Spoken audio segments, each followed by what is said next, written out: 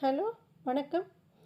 வெள்ளை சுண்டல் குழம்பு இப்போ சுவையாக சிம்பிளாக எப்படி வைக்கிறதுன்னு பார்க்கலாமா?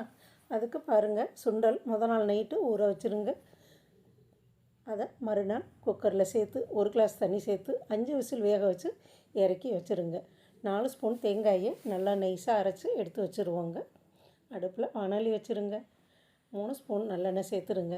சோம்பு கல்பாஸ் தாளிக்க சேர்த்துருங்க. அது நல்லா பொரிஞ்சதும் வெங்காயம் ஒரு 50 கிராம் வெங்காயம் கட் பண்ணி சேர்த்துருங்க. என்கிட்ட கருவேப்பிலை இல்லைங்க, கருவேப்பிலை இருந்தால் 2 கொத்து இந்த சமயம் சேர்த்து வெங்காயத்தோடு சேர்த்து வதக்கிடுங்க. வெங்காயம் நல்லா வதங்கவும் நம்ம சுண்டல் வேக வச்ச தண்ணி இருக்குல்ல, அதை சேர்த்துருங்க.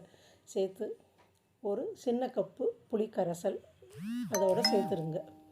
சேர்த்து 1/4 ஸ்பூன் மஞ்சள் தூள், 1/2 ஸ்பூன் சோம்புத்தூள், 1/2 ஸ்பூன் தனி மிளகாய்த்தூள், 1 ஸ்பூன் நம்ம குழம்பு மிளகாய்த்தூள், அது பெரிய டேபிள் ஸ்பூனுங்க, அதில் சேர்த்து இந்த சமயம் உப்பு செக் பண்ணிக்கோங்க. நான் புளியிலேயே உப்பு சேர்த்து கரைச்சி ஊற்றிருக்கேங்க. அதனால் எல்லாத்தையும் சேர்த்ததும் உப்பை செக் பண்ணிக்கோங்க. பத்தலைன்னா திருப்பி சேர்த்துருங்க.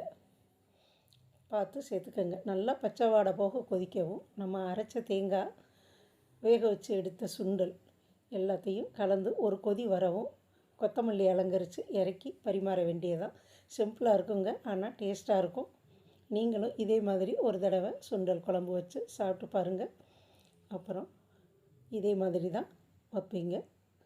நம்ம கிராமிய சமையல் சேனலை இதுவரை சப்ஸ்கிரைப் பண்ணாமல் இருந்தீங்கன்னா சப்ஸ்கிரைப் பண்ணிடுங்க. நன்றி, வணக்கம். பாருங்கள், நல்லா கொதிக்குது. எல்லாமே சேர்த்து தேங்காயும் சேர்த்து கொதிச்சிருச்சுன்னா கொஞ்சம் திக்காக வந்துடுங்க. நன்றி, வணக்கம்.